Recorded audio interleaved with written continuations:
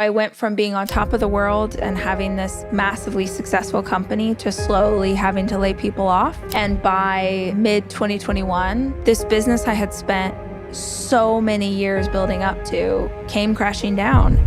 So you wrote this book, and you actually opened the book up with a question: what must you let go of? Why is that important? The clarity and the sense of purpose and the real impact of our work happens when we start to strip things away, not when we add to them. I don't think that with all the responsibilities we have in this life that we can successfully try and build 10 completely different businesses at the same time. You have to pick one thing. Stop saying yes to things you don't really want to do so that you can have as much time as possible to work on yourself or work on your dreams. It really isn't about your dreams, it's about your standards. If you can raise your floor, if you can raise your standards, then you actually get closer to the ceiling without the ceiling needing to break. Yeah, fam, have you ever felt stuck spinning your wheels, desperately wanting to change but not knowing how to break through? What if the key to transforming your life was simply learning to ask the right questions? Today, we're asking the deep questions with Rachel Hollis, an entrepreneur, motivational speaker, and host of the Rachel Hollis podcast. She's also the author of the best-selling book, Girl, Wash Your Face, and her latest book is called What If You Are the Answer? In this episode, Rachel will reveal how asking life-changing questions can completely reshape your mindset, unlock your potential, and propel you towards a life you've always dreamed of. Rachel, welcome to Young and Profiting Podcast. Thanks for having me. I'm so excited to have you on the show, Rachel. You know, as a podcaster, I've always looked up to you, and you've inspired so many millions of women and people in general. And so my first question is really a warm-up question. Because you are such an expert on personal development and you're really known for your routines and your habits, what is the most powerful thing that you do every single morning to set off your day? Oh my gosh, that's like asking what is my favorite child. I think honestly the biggest shift that happened for me about 15 years ago was understanding what a morning routine was and the value of creating one around not just what I wanted to achieve, but the season of life that I am in. I think there's so much content out there telling you how to build a morning routine, and it's really easy to start to gather information and not really take that on board in what will work for you. So if you are a new parent with a new baby at home, your life and your ability to wake up in the morning is going to look very different than if you are a freelancer in your 20s. So for me, really understanding the importance of that time, like waking up before, I have 4 kids, so waking up before my kids wake up is, I know it sounds so simple, but if you start your day kind of on offense versus on defense, it makes all the difference. So waking up before anyone else in the house, having my coffee, I sit in the same spot every single day. I read nonfiction. I do a gratitude practice. I do those things that are really paramount to what I am trying to accomplish in my life right now.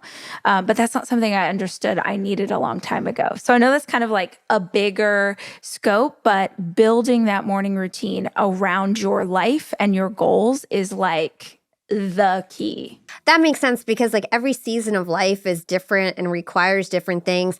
Now, what if somebody feels like they're just not a morning person? Like this is me, right? Like I struggle waking up early. I get really creative late at night. It's just my natural rhythm to want to stay up late and not necessarily wake up super early. So what would you say to somebody like me? Well, I would say if you don't have anything that requires you to be up early, then you should go with whatever your natural rhythms are. So if I didn't have 4 kids, I'm not sure what my normal rhythm would be, but I have to make sure everybody gets up and gets out the door to school. And then there are other people listening who might have a 9-to-5 job that they have to start a commute for. But if you don't have to, like I have a ton of friends who are entrepreneurs and they might not wake up until 11 a.m., 12 o'clock because they don't have to. And they can stay up all night and really lean into when they feel most creative. Like that's why I was saying having a routine that works for you. Take a bunch of the information in, do the research, find out what works for other people. But at the end of the day, it needs to be applicable to your life or it's not going to get you the results that you want. Now, I will just caveat or add a little bit here. For someone who does need to be up early and they really want to have a morning routine, they want to be a morning person, but they don't feel like they are, that's a learned skill. Nobody comes into this world, nobody gives birth to a baby, and the doctor looks at the baby and they're like, oh, it's an early riser. Like, that's not a thing. So if you want anything in life, if you want a habit that you don't currently have, you can teach yourself that habit. So if I were you, and let's say you get up every day at 7 and you want to get to a place where you're part of the 5 a.m. club, set that alarm 15 minutes earlier every single day. Let your body adjust to getting up earlier. Make sure that you have something exciting to wake up for. Like, I love coffee, so it's really easy for me to pop out of bed. Or if I have a new book that I'm reading, because I'm super nerdy, but if I have a new book that I'm reading that I feel like I'm learning a ton from, that'll get me out of bed. Have something that you're headed right into so that you've got a reason to like meet your alarm where it meets you instead of like hitting the snooze. I love that advice. Just, setting the clock back 15 minutes early every single time so that you can just wean yourself. Exactly. I love that advice. Yeah. So we were talking about seasons of life, and I know a new topic that you talk a lot about is reinvention, right? And you've reinvented yourself several times. So talk to us about the different seasons of life that you've had so far. Oh gosh. I mean, and where you are now. Yeah. I don't know if this is every entrepreneur. I sort of think it is. A lot of my friends who are in the space or who are entrepreneurs, I feel like every 5 to 7 years, there starts to be a shift. Or if there's not, I think the work begins to feel a bit stale. Especially if you're an entrepreneur, you're a risk taker, you're ambitious, you're competitive. And so I think you're always kind of looking around for what's happening in the market and how you might move with what's going on. So I actually started, my very first business was as an event planner in Los Angeles. I started planning weddings and bat mitzvahs, and then I slowly moved into getting to do corporate events, getting to work on movie premieres and press junkets and working in the entertainment industry. And then in 2007, 2008, I kept hearing about this thing called a blog. Everyone was blogging. I didn't really know what that meant. And so I just started to blog. I would literally write about what I ate for dinner last night, and I just kept putting it out. And I had an intern one day that said, a blog's actually supposed to be about something, right? And I was like, oh, thank you. So I started to blog about events and how you could host events in your home and set a beautiful table. And slowly but surely, I kept kind of figuring it out. And then one day a brand reached out and said, could we pay you to put our product into one of your blog posts? And I will never forget, it was Eggland's Best Eggs. And they offered me $250. And I was like, I am rich and this is a business. And I realized that there was, now it's so common, but back then we didn't really know what we were doing. So we just started to build a company around having a website that brands wanted to be a part of. And if we could just create content that was really, really good, that maybe people would pay to get in front of our audience. So I did that for a while, built that up to a place I was really proud of it. And then because I was writing every day for the blog, started to dream about writing my own book.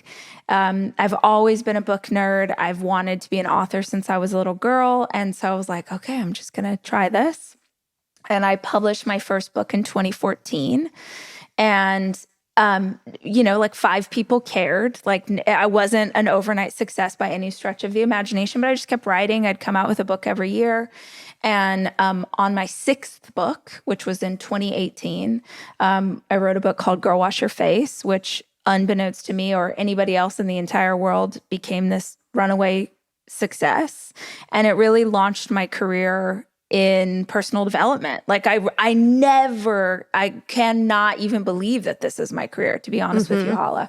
But yeah, I just tend to, I think, kind of move at the risk of being a hippie, like move with flow and move with kind of where I feel like I'm being guided. And then I test stuff. And if it's just easy to move into it, I expand with what's going on. So my career's had a lot of different versions of itself, but the entrepreneurial spirit is at the core of everything. So it's one thing to be interested in a certain kind of content, but to figure out how to monetize that in a big way is the key. And I think as long as I have done it, I've kept the same customer base. So the woman who was reading my blog in 2008 is the same woman who reads my books and listens to my podcast today. I love that. It's something that I talk about on the podcast all the time, which is creator entrepreneurship, and you're in an audience-based business. So your product can Yes. always change and evolve, but you just keep growing that core audience. So I love that you Absolutely. brought that up and hit that nail on the head. I've got so many questions to kind of dig deep on this. Yeah. One of them is the fact that I was like shocked when I was like, this was her 6th book, Girl Wash Your Face. Yeah. That's when I first heard about you, and I thought that was your first book. Yeah, lots And of it people just do. and it made me realize, like, man, like nothing is an overnight success. But there's a key here. Your stuff was fiction before, right? Yeah. You were writing novels and stuff. Yeah. And you decided to kind of twist it and do personal development and use all the skills that you learned. And I guess you had a built-in audience. So you tell us in your own words, like, what changed this time? Yeah, gosh, it's so real. And you hit the nail on the head. There is no such thing as an overnight success. I cannot tell you how many journalists, when I came out with Girl Stop Apologizing, which followed Girl Wash Your Face, were like, oh my gosh, are you so excited to have your 2nd book out? And I was like, this is my 7th. So part of what I think happened there is something that happens a lot with athletes at the highest level. I am obsessed with athletes. I'm not obsessed with sports. I don't really know a lot about sports, but I'm so curious about the athletes, the Olympians. Like, how do they make themselves do the same thing over and over at the highest level and get the best results again and again? Because essentially, as an entrepreneur, that's what we're asking of ourselves. So I'm obsessed with this question. And one of the themes that I've seen over and over is that athletes at the high levels fall in love with the grind. Like, they're in love with the process. They're in love with, how do I make this better by the tiniest millisecond? So for me, I really think a big part of the success was I wasn't trying to be successful. I just really liked writing books. I liked writing, and I was trying to get better. And that was my only goal. Was I thought, well, if you read my first book and you read my 3rd book, as a reader, would you think I had improved as a writer? That's all I was trying to do. And Girl Wash Your Face was, honestly, I think, a fluke in a lot of ways. I actually think my ability to write fiction is why I have success in the personal development space. Because my audience are not people who self-identify as personal development nerds. It's not like Tony Robbins' entire audience like goes over to me. I was speaking to women who maybe had never considered personal development before. They might not even have ever gone to therapy. Like, they really had not considered these things at all. So I think my ability to storytell and explain how I went through it and how it was helpful, that really was like a massive unlock that wasn't in the space. Because I didn't really know how to be a personal development writer, I think that I brought something to it that maybe didn't exist before. But gosh, I cannot stress that enough to any of your listeners. Like, it really is an overnight success after working at it for a decade. It's like, what we do in the dark that gets celebrated in the light. Like, nobody's going to cheer for you. Nobody's going to be there like rooting you on, especially at the hardest moments. It's, can you love the process enough to keep going, because you don't know when, but at some point you're going to get the results that you're striving for. I know, even in my own experience, like, I started my career in radio working at a hip hop radio station. Nice. And then I had like all these different music. I had a music blog in 2012. I had all these different music online radio shows before podcasts. And Young and Profiting was my 5th show, but it was my first business entrepreneurship type show. And then it worked out when the other shows didn't work out. So I always love to tell my listeners, like, there's no one straight path to what you want. Absolutely. You wanted to be an author that had an audience. You did it in a slightly different way, and something changed with the way that people were really receptive to it, and it worked. Yeah, so absolutely. I love that. Yeah, and I think going back to that idea of the audience, and just as long as if you figured out your customer base, if you figured out your audience, and even as you were changing the format of your show, you were learning how to do a show. You were learning how to be better. You were learning how to tell jokes or do an interview. So nothing is wasted. Nothing is lost. It's so easy to look at social media and see everybody else crossing the finish line and feel like you are not far enough along in your race. But like, it's all stacking on top of each other to lead you where you're supposed to go. So just stick with it. So you were one of the first like mommypreneur influencers. That's how I always thought of you. Like before we met today, like I always thought of you as this mommypreneur and very big on Instagram and your blog. And you were really doing this influencer stuff before it was even a thing. Definitely. So talk to us about what it was like during those days. And then you had this big viral moment that really turned everything around. So talk to us about that. Yeah. So we didn't have that word influencer. I mean, it's so common now, but you didn't call it that. I mean, we just I knew a lot of women like me who had websites where they created content, and we had You were a mommy blogger. I remember that term. Yeah, like we created this content based on whatever we were interested in. I mean, like Joy Cho with Oh Joy did something very different than I did on my site. And it sort of changed based on whatever your interests were. But then brands wanted our audience. And you have to remember, social media did not exist back then like it does today. We had Facebook, but even then we didn't really know what we were doing with Facebook. So many of these brands wanted access to people who were devout followers. I mean, they would check in every day to see what you wrote about. They'd share it with their friends. And so we didn't know what to charge. We didn't know what that was worth. And I think probably we all charged way too little for the amount of access we were giving away or what they were able to get out of it. But we really it felt like the Wild West of doing, branded content for people. But it was fun and we were figuring it out. And I definitely, like, if I could go back in time, I'm sure I would approach it so differently. But I'm sure there are versions of this today of being in an industry that's either coming up for the first time or maybe shifting so quickly that you feel like you're building the airplane while you're flying it through the air. There's a certain kind of magic and energy that happens inside of that. And it definitely was that for us. But yeah, we just kept like, okay, let's try this thing. And now let's do this. And even building a team inside of a business that didn't exist before, like you couldn't call someone or look online and go, well, how do you build a lifestyle website? Like how do you hire editors? How do you hire a photographer? We were making it up as we went along for sure.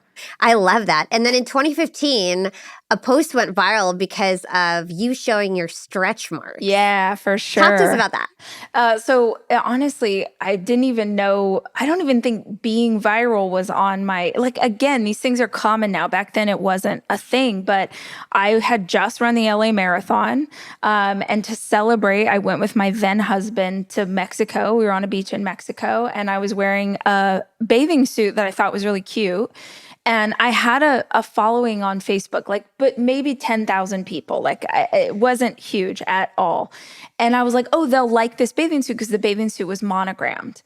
And I was like, oh, I'm going to show them. And it was a bikini. And I asked my husband at the time, I was like, oh, can you take a picture of me in this bikini? And he took a few pictures. And then I went to the pool and I was looking through the photos. And in all the photos, you could see my stretch marks pretty predominantly. And I was like, oh, I don't know, maybe I'm not going to post this. And I was like, oh, who cares? Like everyone who follows me is a mom like me. They probably have stretch marks too. Like they're still going to love this bathing suit. I'm just going to write about how I didn't want to post it because of these stretch marks. And I will never forget this, that I posted it and I was on crappy Wi-Fi, so I did like a refresh to make sure that it had posted. And when I refreshed it, it had 100 likes. Now that doesn't seem like a big deal, but I am telling you, I'd never got more than 8 likes on something in my entire life. And I was like, holy crap, 100 likes? This is nuts. And then I refreshed it again and it had 1,000 likes. And I was like, oh my God, what is going on? And over the course of that day, I just remember sitting by a pool, refreshing and just watching it go and get bigger and bigger. And I probably had 10,000 followers on Facebook. And by the end of the day, I had 100,000. It was so I was like, I'll tell you what too, Hala, if you're going to have something go viral, that's not the thing you want to go viral. It's not yourself in a bikini, not feeling like the best version of you. But that taught me so much because of the response from women to that post. I was like, oh, women really want to talk about things that are real. Because this was the era of like the Pinterest birthday party and everything had to Yep. be perfect and our kids needed to look amazing. And I was like, oh, women really want to talk about real things.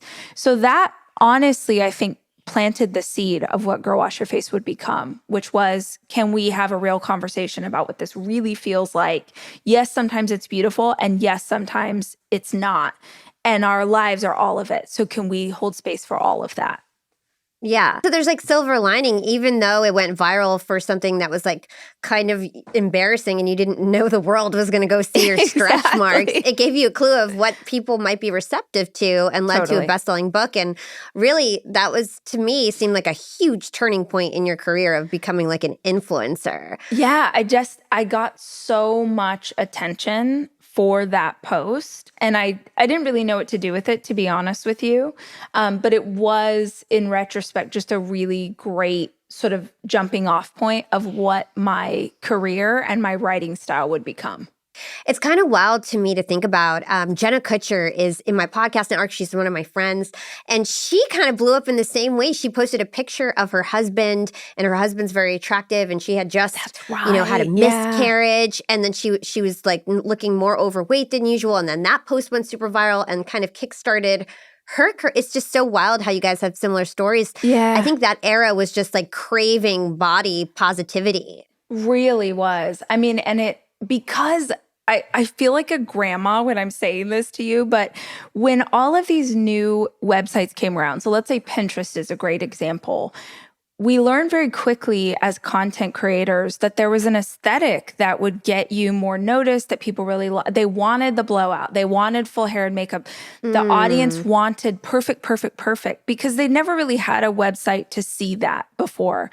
And now you could look up anything on Pinterest and find the most aesthetically pleasing version of that. And we all sort of started to chase that visual ideal, not just in the work we created, but in our lives. So I think it was just ripe for this opportunity for some women to kind of raise their hand and go like, yeah, but that's not always what it looks like. Like some days I feel like I look that pretty, but other days that's just not reality. And so if we can show up as our real selves, how would that be? I think there's such a better balance of it today. Because you have creators who are creating on both sides of that spectrum. You have like stunningly beautiful doing makeup tutorials. And then you have people who are like, oh, I haven't taken a shower in 4 days and I'm struggling with mental health. And like, this is where I am. And it allows people to see themselves. I love that. So let's transition to your book. And I know actually the reason why you wrote that best-selling book, Girl Wash Your Face, is because somebody asked you a really good question. Yeah. So I had the opportunity to meet an author I really loved and admired in Jen Hatmaker. And like she was so many of us, like, we all just like were obsessed with her. And I got to meet her and I was fangirling so hard. And she asked me a question that truly changed the course of my life. She was like, oh, what's the next book you're writing? And I was like, oh my gosh. Okay, well, because I was writing fiction and I was telling her all about this fiction that I was writing. And she said, no, God, no, not that. She said, no, what's the story of your heart? Like, what's the thing you would say to women if you could say anything? And I truly did not know that I had an answer to that question. I didn't know, like, and it just sort of like, I just started word vomiting all over her. I was like, I wish that women knew how powerful they were. And I wish they knew they could stand up and go again. And I wish they knew they could take ownership of their life. And it's like, girl, like, please, like, get it together, girl, like, stop crying, girl. And so I just kept saying like, girl. And she was like, oh, right, girl, wash your face. And I was like, oh my, that. And I left that conversation with her, that we were on a trip together. I left that conversation and wrote the first chapter of what would become Girl Wash Your Face in the aftermath of our chat. And so the idea that someone could ask you a question that completely shifts the way you see yourself or your work, oh my gosh, it's so incredibly powerful. So you wrote this book. I believe it's 26 questions. Why did you decide to write this book in a question format? It's like every chapter is based around a question. Yeah. honestly, it feels like a really beautiful bookend to Girl Wash Your Face, to be honest. When you have the kind of success that I had with that book, everyone wants you to just keep writing that book. They're like, oh, do it again, do it again, do it again. And I've just gotten to the place in my life and my career where I don't want to tell anybody else how to live. When I wrote Girl Wash Your Face, I was like, I have all of your answers. I know exactly what you should do. And the older I get, the more I understand that everyone's on their own journey. And without context into someone else's lived experience, you can't really offer great advice. But I have had those moments and I have had those prompts and those questions where someone gave me a bit of wisdom that utterly changed the way I saw myself. So I thought, well, could I share some of the framework that I've used to figure out my own path and my own answers? So instead of a book of my answers, it's a book of my questions so that you can form your own answers to wherever you are or whatever's going on for you. I want to read, you quote Mike Tyson in the book. You say, everyone has a plan until they get punched in the face. Yep. So you were just talking about you kind of shifting your worldview based on the things that have happened to you. I want my audience to get to know you really well because it's the first time you've been on the show.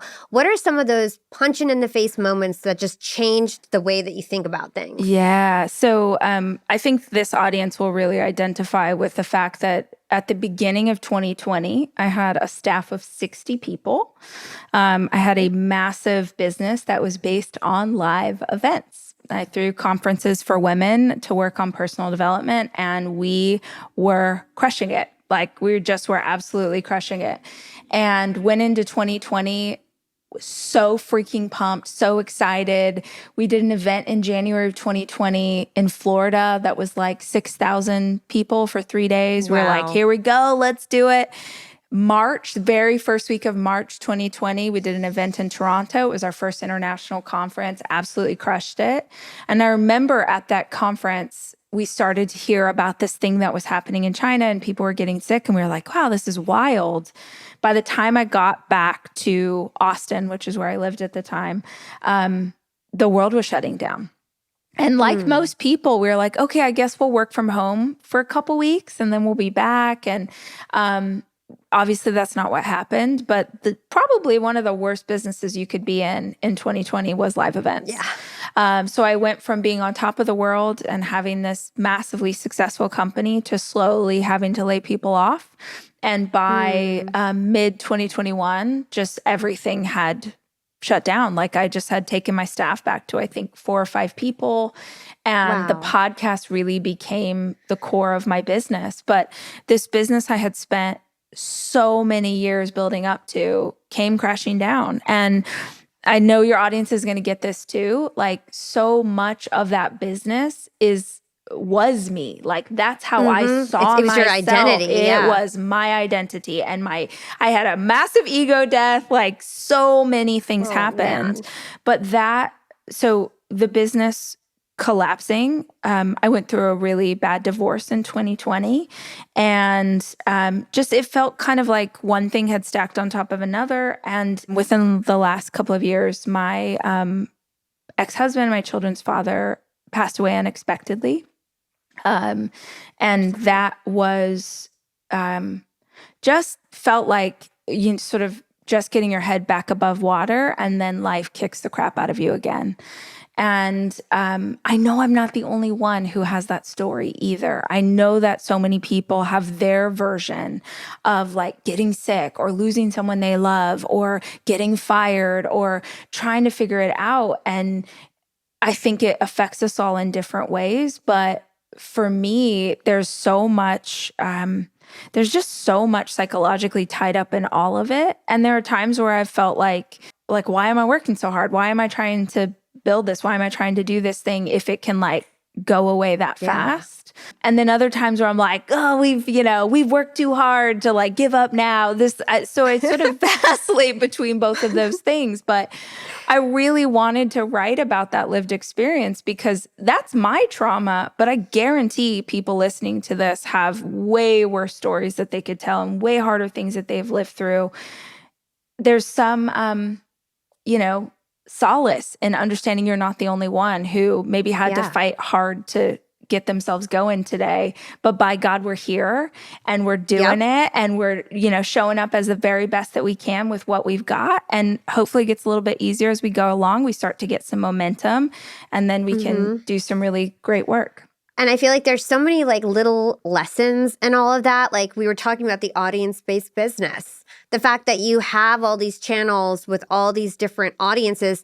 Yeah, you lost the live events, but you were able to lean into your podcast and grow that. You were able to lean into social media and grow that. Maybe you've been building, I'm assuming you've got an email list and you're leverage. Yeah. So it's like basically like you've made sure that you've diversified your audience enough and you've got big audiences in different pockets in case something like this happens. Yes. So question for you, advice for the entrepreneur that feels on top of the world, like maybe me, like maybe what's your advice for me right now where I feel like everything's going great? To your point, who knows, crossing my fingers, nothing does happen, but what's your advice to somebody who feels on top of the world?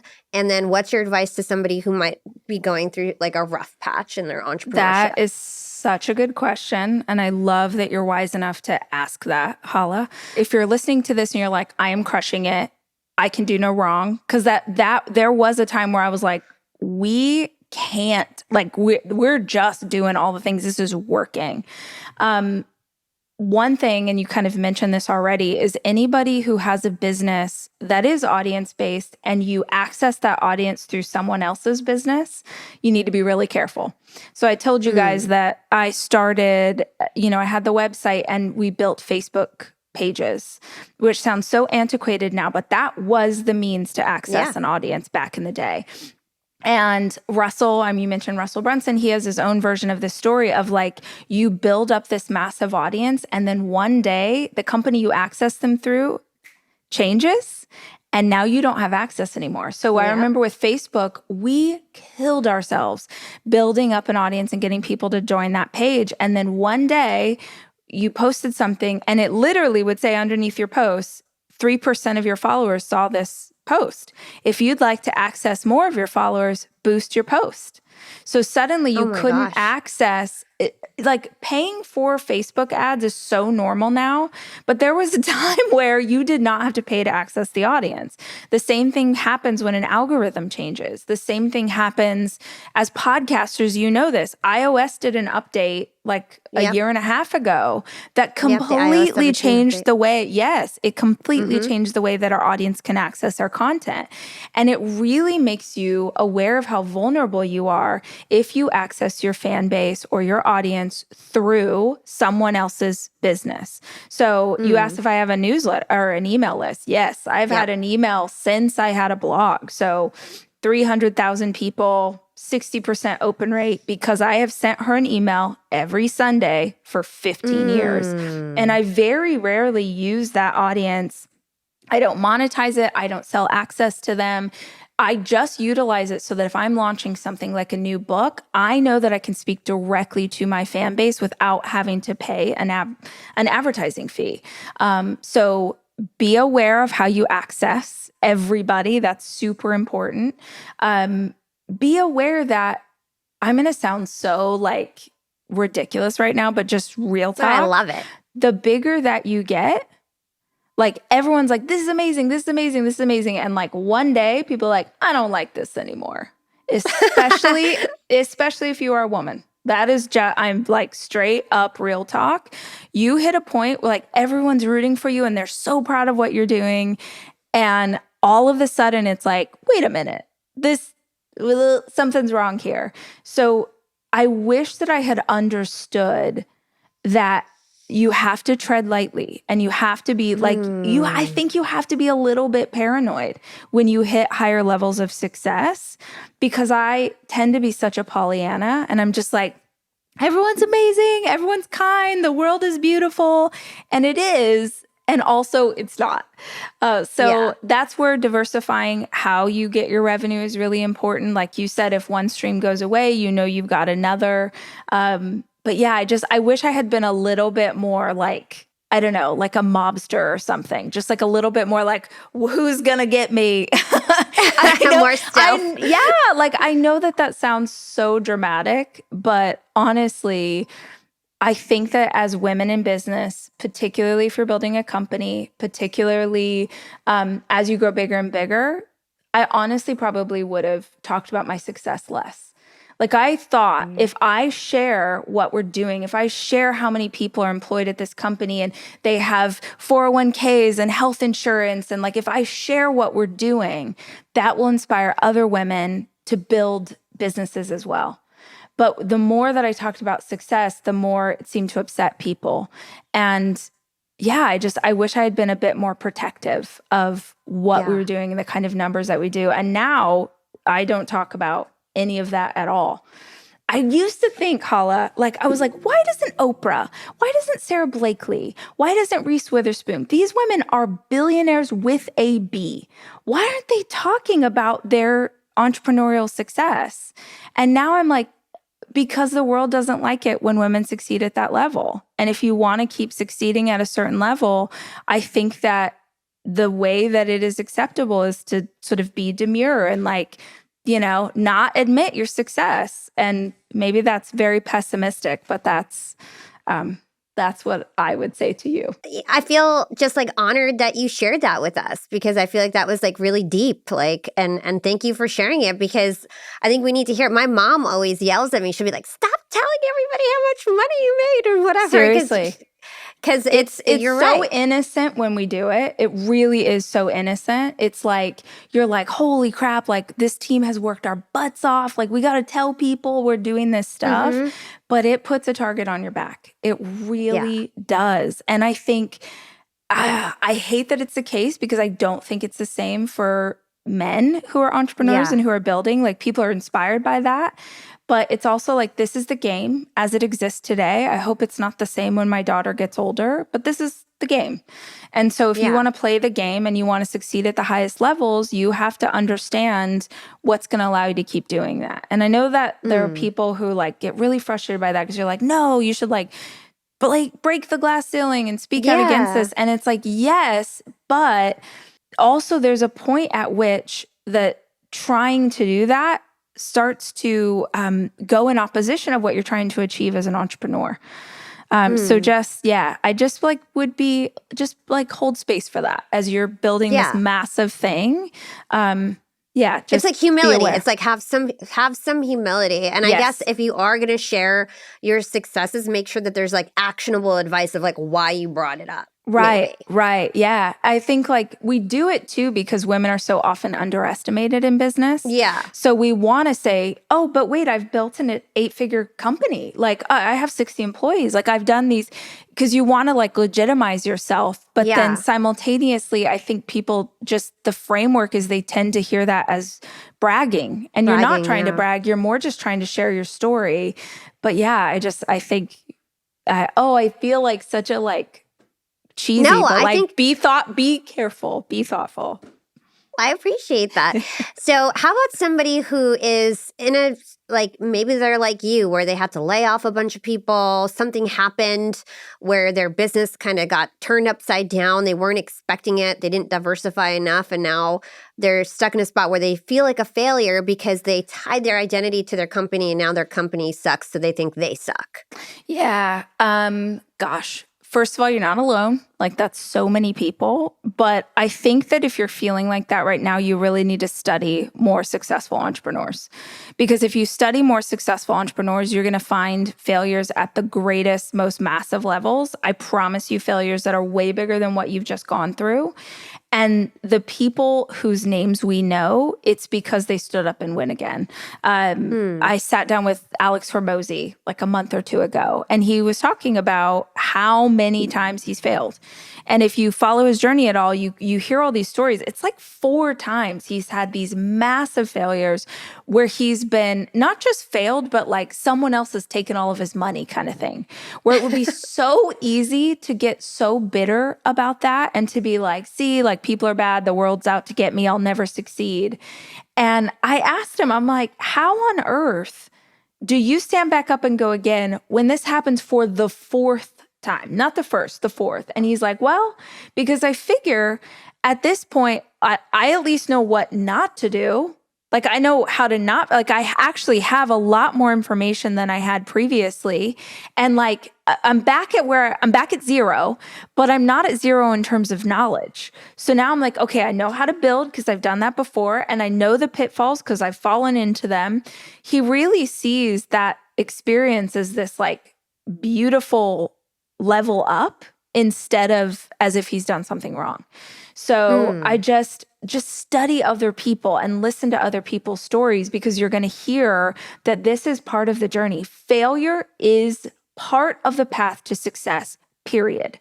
And every time you reach a new level, you fail at new levels. Like every single time you get to a new level, you're going to encounter ways that you're going to mess up or lose money or lose time or hire the wrong person. It's just what happens. But if you can learn from that and keep going, keep pushing forward, you are so much further along than 90% of people who encounter a hardship and give up. So while we're on entrepreneurship, I do want to ask you about your early entrepreneurship years. So you actually started your first business, I believe, when you were 24. And you dropped out of college, right? You never graduated college. Is that right? Yeah, I went to a year of college, and I'm going to use air quotes because it was an acting conservatory. So it wasn't even like legit college. How do you think about college now? Like you have kids. Do you encourage them to go to college, or like what do you think about it now? I encouraged my kids to go to college. My oldest is 18, so he is about to choose. By the end of this week, he will know all the places he got into and where he's going to decide to go. Thank you. And I encourage them to go for two reasons. One, because I think college gives you 4 more years before you have to be a responsible adult. And I think we all wish we had that. So I love that they can have this time to experiment and learn who they are with a bit of a safety net. The other reason that I encourage them to go to college is because they won't have to pay for it. I work really hard to make a really beautiful life, and that means that my kids won't have to pay for school. But if my kids did have to pay for school, I think I'd have a completely different perspective on it. I know that it is possible to be incredibly successful without going to college.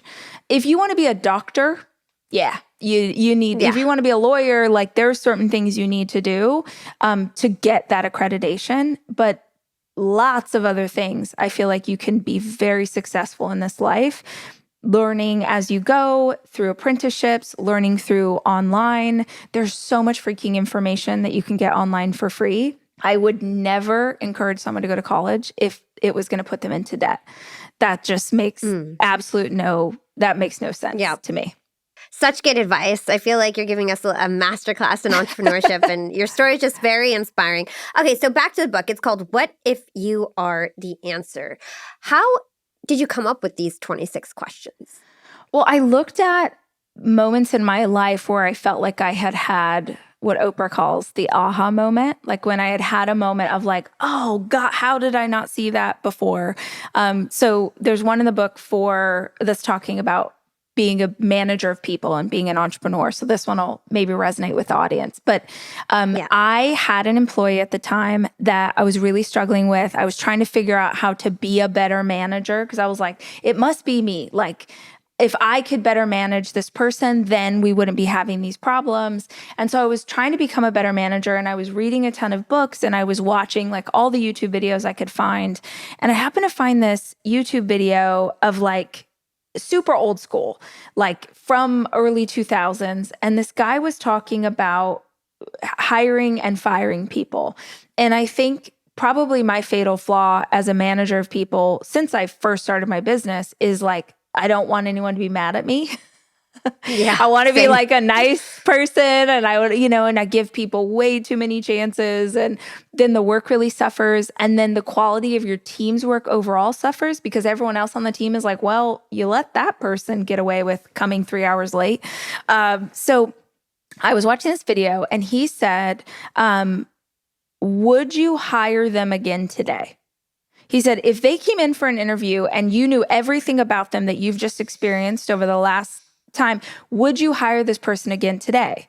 And if the answer is no, you need to fire them immediately. And I was like, whoa. And that became such I love that. Right. It became such an incredible question.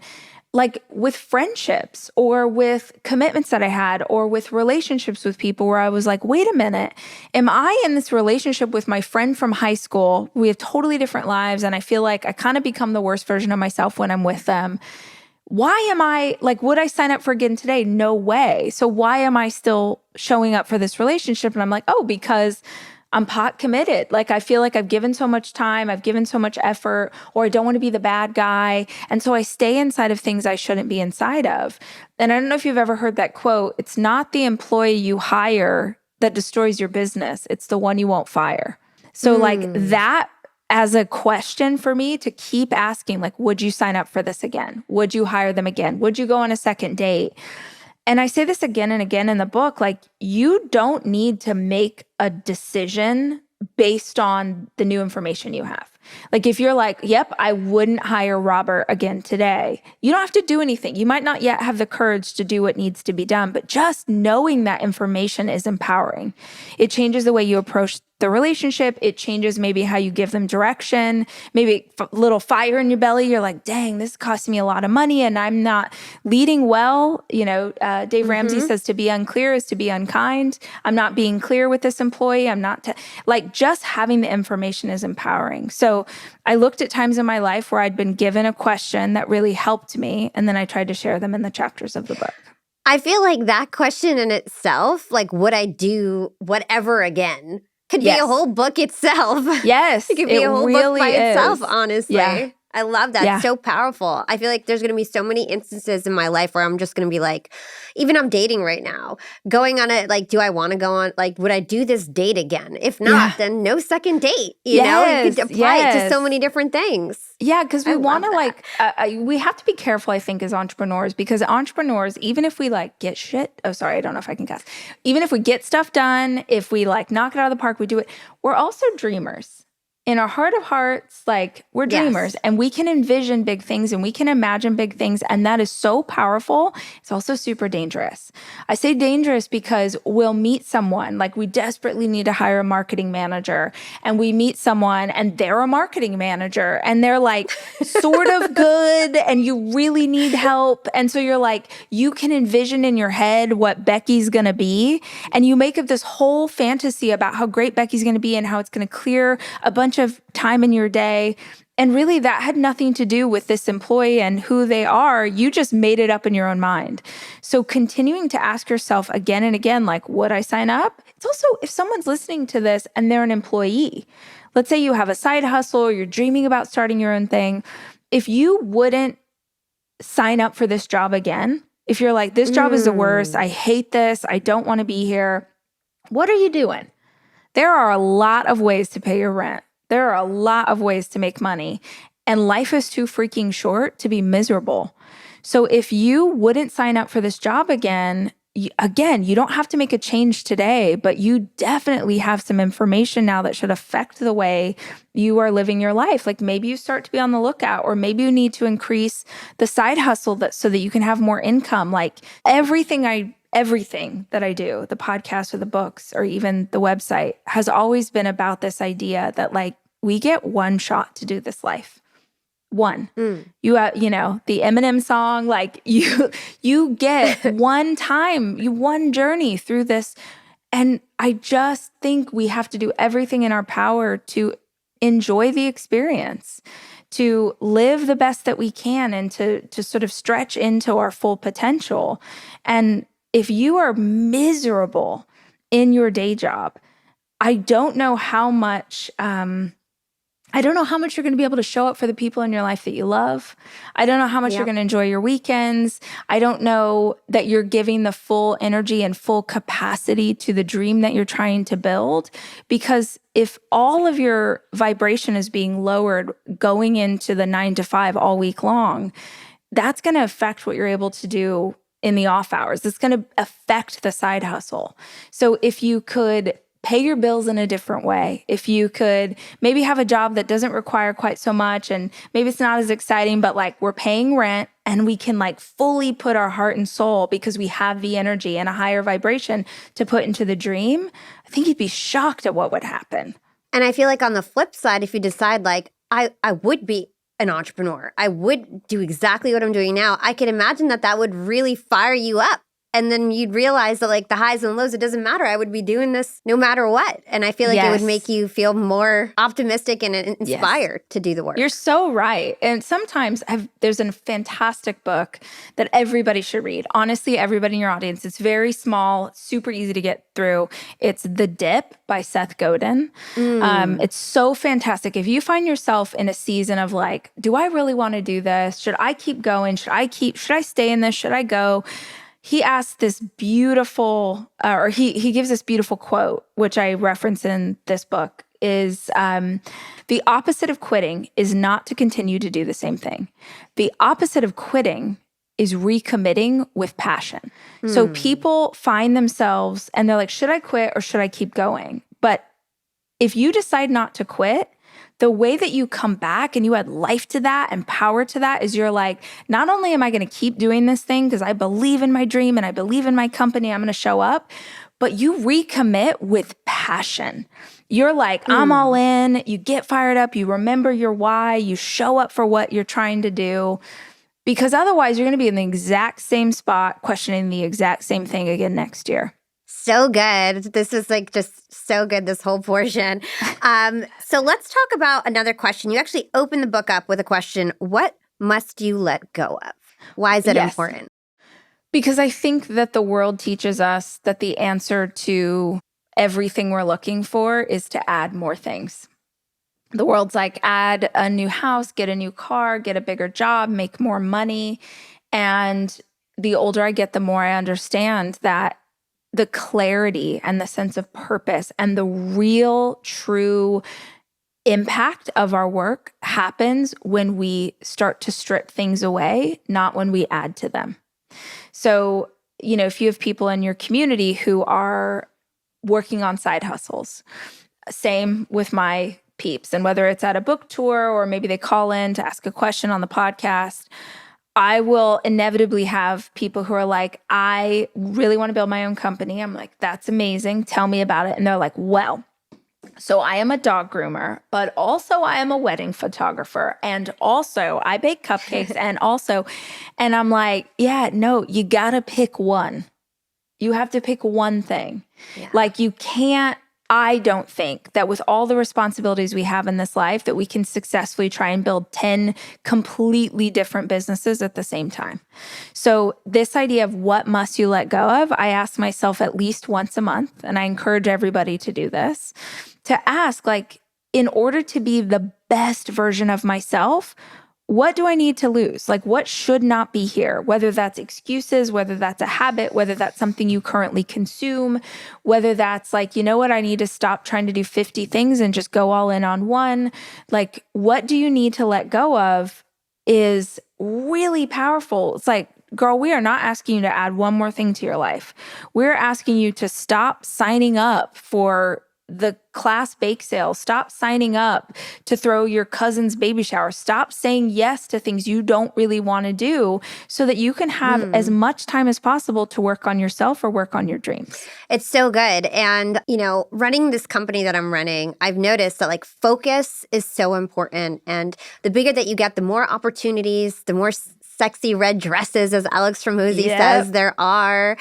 And you've got to just stay focused. So I love this question. I'm even thinking about putting it in my leadership meeting. Every week we can say, like, what are we letting go of? What do we have to let go of in order to get our priorities done? Yeah, there's a fantastic author named Bob Goff. He's really like everyone's favorite grandpa, very, very wise. And he says he quits something every Thursday. He's like, Rach, I quit something every Thursday. Him and his assistant ask each other, what are you quitting today? I'm like, that is a lot of quitting. He's like, I know, but it really works. So they'll come up with these little habits. It's more just like creating the intention of asking what should not be here. Especially like if you built a business from the ground up, it's amazing because it means you know how to do every part of your business. It's also so dangerous because you know how to do every part of your business. So it's so easy to be like, I can do that. I can figure that out. I'll write that. I'll post that. I'll do the thing. And it's not the best use of your time. Like, what are Yeah. the things that only you can do and only you should be doing? And if you teach yourself to ask what shouldn't be here, like if you brain dump, you take all the stuff that's in your head right now, write it down in a journal. You're like, I got to do all this stuff. The first thing to do is look at the brain dump and ask, what is not mine? Like, what should not, what can I just absolutely delete? What can I delegate? And then once you've cleared that out of the way, you're like, okay, these 6 things, that's what I actually need to do. And I need to be better about pushing off the other stuff that should not be on my agenda. Yeah. And I feel like as an entrepreneur, when you're first starting out, and let's say you're a solopreneur, you don't have any team, you're like rewarded for wearing all these hats, doing all these things, inventing things. But then once something sticks and you actually start to grow a business, that's when you have to focus and you can't be like how you were, even though you used to be rewarded for it. Yeah. I mean, I'm sure you've read it, but is it Traction and Rocket Fuel are both such incredible books every entrepreneur needs to read. But the idea of having someone who can integrate your vision for you instead of you doing every single thing in the business, to have someone who comes in operationally so that you can be the visionary and be the person who's imagining like where you're going to go and what you're going to do. It feels, it's really hard to teach ourselves because we're like, it's just faster if I do it. But what we accidentally do is also then teach our teams to function that way. So then you have someone who's your marketing head who's posting on social because they're like, well, I can just do it. But then they're not able to function at their highest level and give you the results that you're paying them for. So it's not just important that we lead ourselves, but it's also the reminder that how you function in your role, your team is watching you to understand how they're supposed to function in their role. So true. Okay, so you have a couple other questions that I wanted to bring up. You say, what big thing is actually little and what little thing is actually big? Yeah. So the big thing that is actually little is just asking yourself, are you giving way too much power and way too much energy to something that's really, truly not that big a deal? So for instance, if we're speaking in terms of entrepreneurship, are you currently doing something and putting so much emphasis and so much time around this piece, and it actually isn't giving you the results that you think it is, or it's actually not that huge of a deal, but you're just so in the cycle you can't step out of it? Or the example I use in the book is so silly, but going to concerts or vacations or traveling by myself is so normal. But I know a lot of women that would be their worst nightmare, to go to a concert alone or go on a vacation alone. Like they're like, I'd love to travel, but I don't have anyone to go with. And I'm like, well, if you can afford it, then go on the trip.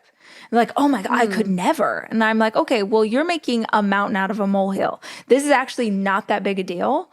I was on a podcast tour a couple years ago, and I would ask the audience, like, what's like a crazy thing you've always wanted to do, but you tell yourself like, that's for other people. Like, I'm not that kind of a girl. That's for other people. And the overwhelming response was get a tattoo. And I was like, girl, like literally you could leave here tonight and go to a tattoo parlor and get like a dot. Like it doesn't have to be a big deal. And then all of a sudden, between one breath and the next, you are a person who has tattoos. Like you've done it. You've actually changed the way that you see yourself. So you have to be really careful in life that these things that have become really big tent poles or really big belief systems, every once in a while you need to like shake things up and ask, why do I believe that? Why am I so scared of this? Why do I keep doing this same thing? So what big thing is actually little? And then what little thing is actually big is really a call to understand how powerful we are as individual people. I don't care who you are listening to this, where this finds you today. I don't care how lost you feel or stuck you feel. You are powerful beyond measure. You have so much capability. You have so much potential. There's that great quote, which I'm going to mess up, that's like, if you truly understood how powerful you were, like you would be shocked. So it's just a call to remember, like, what is it that you are capable of? Are you truly living into your potential? Like if you get really honest with yourself, what percentage are you at right now? If 100% is you showing up as the best version of you every day, if you were being really honest with yourself, what's your percentage rating today? And again, that's not to make you feel shame. That's not to make you, it's more just like, give yourself the knowledge. You don't have to change anything today. But if you have the information, if you're like, you know what, if I'm being totally honest, I'm giving 70%. I have more to give. I think I'm going to get the percentage wrong, but David Goggins, who's this really famous ultra runner, says when you feel tired for the first time on a run, you're really only at like 40%. Which is so crazy, but I'm a long distance runner. I cannot tell you how often I've been on a run and I'm like, I'm tired. And then I hear David Goggins say like, you're only at 40%. I'm like, okay, let's go. So the race only just started. Exactly. So just asking yourself these questions gives you some more information for, where could you put a little bit more effort in? Where do you need to challenge your limiting beliefs so that you can move further along this year? There's another one that I really like, and it's, what is your floor? I thought this was really powerful. Yeah. So when I was younger, I used to think that everything, like all of our success, was wrapped in our imagination. Like how big could we dream and what was possible and how hard were we willing to work? And I have learned over time that it really isn't about your dreams. It's about your standards. It is, what is the minimum standard for your life that allows you to grow. So it's not, in the book I say, it's not about expanding your ceiling, it's about raising your floor. Because if you draw a line in the sand and you say, I will never go backwards, I will never be that person again, I will never smoke another cigarette or drink too much tequila. I'm trying to think of leverage points in my life where I got sick because I had too much Jose Cuervo. And then the next day I was like, I can never have tequila again. It was like a very definitive line in the sand. But if you could approach habits that way, if you could approach conversations with yourself that way, if you could be that hardcore about, you know what, I am never going to commit to this kind of thing again, or I'm never going to allow myself to be spoken to this way again. If you can raise your floor, if you can raise your standards, then you actually get closer to the ceiling without the ceiling needing to break. So now we're actually achieving more and we're setting a new level for ourselves because we're not backtracking. I think most of us can get really excited because it's the new year. They're really excited because we've just celebrated a big birthday. We can get pumped up and motivate ourselves to go do something big that pushes us closer to our goals and dreams because of what's going on in our life. That's easy. The question is, can you do it next Tuesday? Can you do it when life gets hard? Can you do it when you get punched in the stomach? Can you do it when your girlfriend breaks up with you?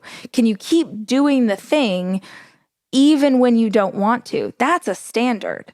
Like years ago, one of the women in my community was going through something really hard. I ran into her like an airport or something. And she said, I do all the things you say because I'm big on morning routine and the habits that you have in your day. So she's like, I drink the water and I get up early and I'm doing gratitude and whatever. But my mom has cancer. And I just can't, I don't know how I'm supposed to keep trying to add to my life and do all these things that I used to be excited about when I'm going through something hard. And I was like, oh no, I don't think that we build habits so that we can keep expanding when life is hard, because life will absolutely be hard. I think we build great habits so that when life kicks the crap out of us, we don't lose all of the traction we've gained.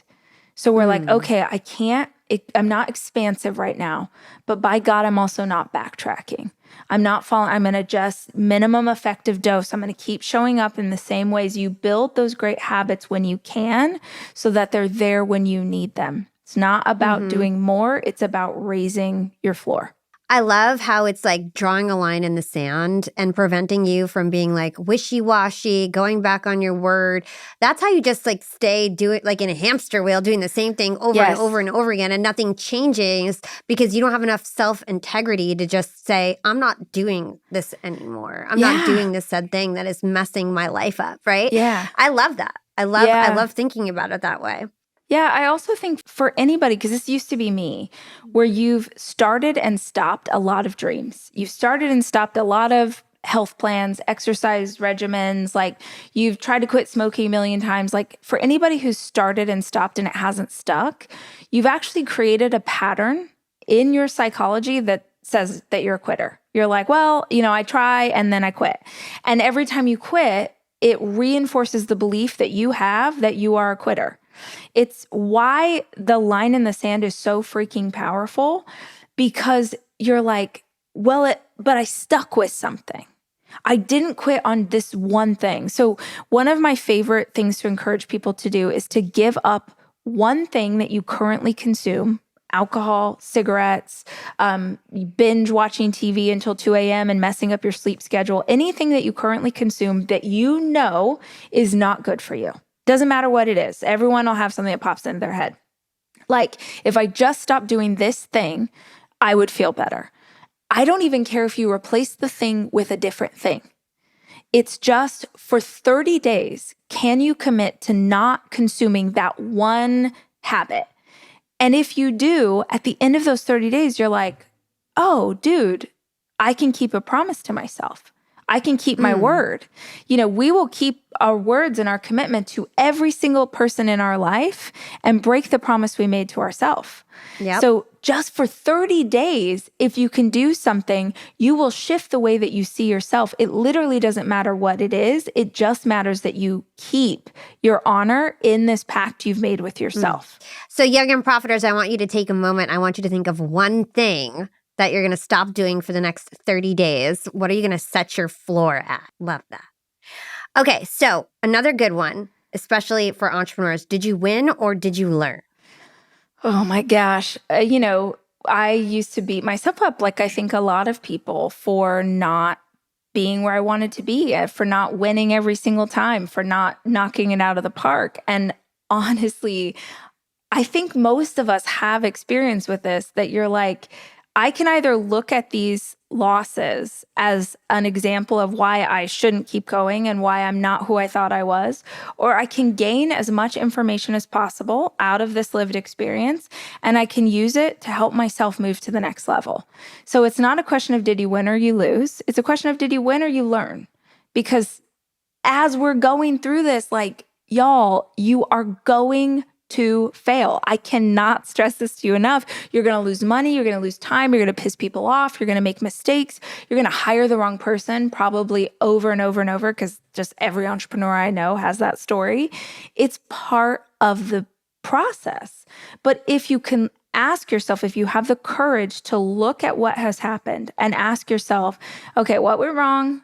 How could we do that better next time? How was I responsible for this? How were they responsible for this? Okay, we're moving forward with this information. Then suddenly you're empowered. You're not like the loser who keeps messing up. You're like, oh, I keep trying stuff. And in trying stuff, I'm going to make mistakes and I'm going to learn as I go. So just start like, I heard once that when you can remember something that used to make you emotional and it doesn't make you emotional anymore, it's now wisdom. So when you could look at like, I'm sure, Holly, you have an experience in your business where you're like, oh, I can't believe I did that. The minute that you can get to a place where you can look at that with acceptance, you're like, yeah, I did the best I could. I didn't know better. Now I do, but it doesn't make you upset anymore. That is like, chef's kiss. That is the goal. And as we grow in our entrepreneurial careers, the faster we can get to that, like the quicker we can get to the postmortem, like looking at what happened and not being emotional about it. Oh my gosh, like it is the biggest unlock, because now you can move faster than the competition because you're not obsessing over the things you did wrong. You're like, yes, and where are we going from here? And so it's really important to look back, get that postmortem, but it's also important to ask what's working, right? Yeah. That's another question that you have in your book. Let's take this one as the last one. Yeah, so this one I actually heard very early in my entrepreneurial career. I used to go to kind of any conference I could go to, and I really hope your listeners try this as much as you can. Go listen to other successful entrepreneurs talk about their life. Now you've got so much access with podcasts and YouTube, but being in person and listening to someone share their story, even if they're not in your industry, is just, oh, it's so helpful. So I got to hear Mariam Nafisi, who founded Minted. This was like eons ago, very early in their career. And Minted started as like a website for artists to show their paintings off or something. It was not at all what it is today. And she said this line I never forgot, which was, follow the signs of life. So she's like, we launched this company. We were so excited. And it just did not work. And she had gotten like investment money and everyone was freaking out. And it was .com era, so everything should work, but this website was not working. And just month after month after month, it was failing. And she was like, okay, is any part of this site working? And I'm going to botch this story, but it's some version of this. She's like, is any part of this website working? They look in the back end and they see that there's this one thing, which was like an artist was putting their art on stationery, and they were like selling the stationery. No one was buying the paintings, but this one artist or this handful of artists, the stationery was selling. And she was like, it was the only part of the business that was working, but we saw that and we were like, could we take artists' work and put it on more stationery? Might that be a thing? And of course, then that was the foundation of Minted, and it's very successful. And it's all these years later, so big. But it happened because they were looking at what was working and trying to figure out how to expand on that. So in the business, it doesn't matter what industry you're in. It's so easy to get bogged down in like, this is the way we've always done things, or assuming that you know how the audience is finding you, or assuming that you know the data. You have to actually know what's working unemotionally. Like if you could, if you're looking in the back and you're like, wow, this is crazy. So many people are listening to this kind of podcast episode, or so many people are buying only this product. So pay attention to what's working in your business. Pay attention to what's working in your life. When you're going through your day, which parts of your day feel really good? Are there friends or relationships in your life that really pump you up? Are there friends or relationships that really drain you? Okay, some part of that equation is not working. So how do we put more energy and our own life into the parts that work?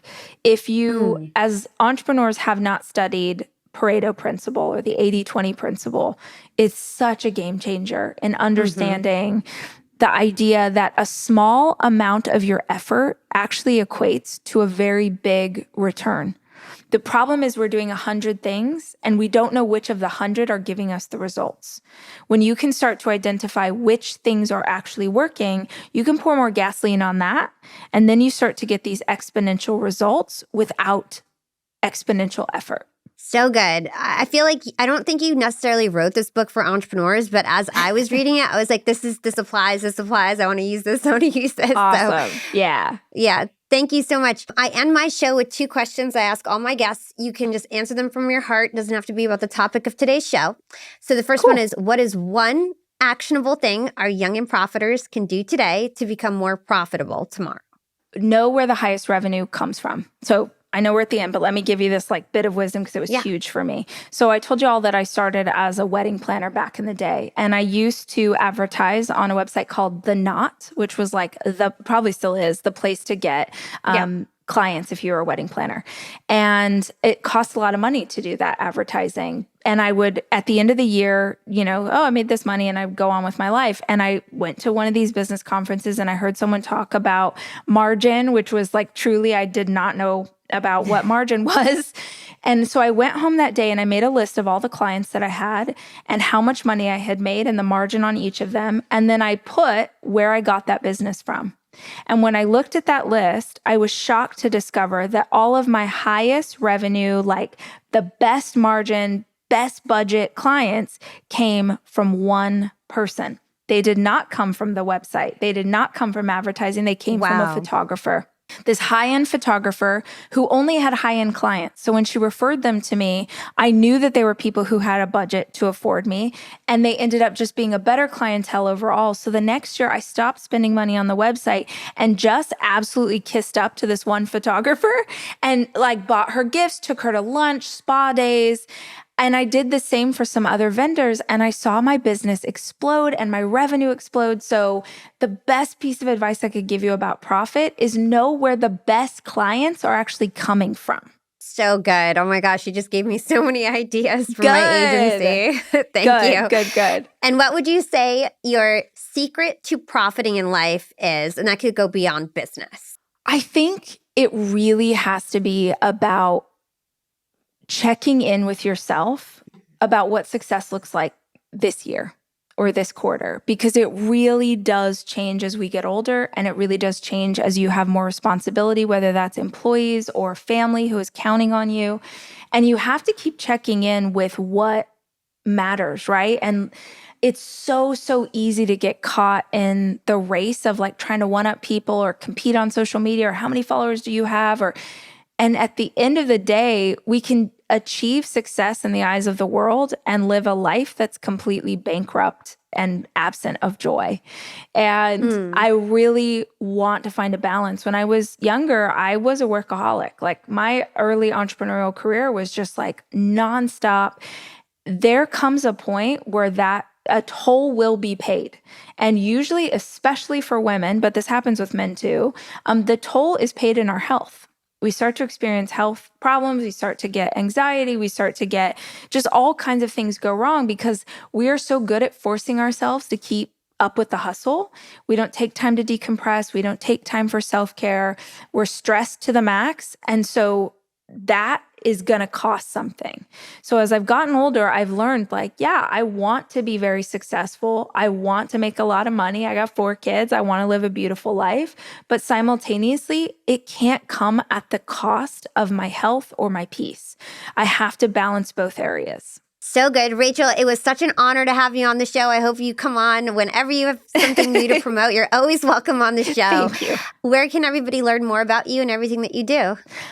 So if you like a podcast, I also have a podcast. I tend to talk more about kind of holistic success. So that's the Rachel Hollis podcast. And you can grab my books anywhere books are sold. And I'm on social media.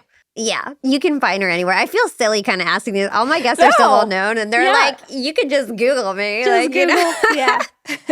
Yeah. Rachel, thank you so much for joining us today. You're so welcome. Thank you for having me.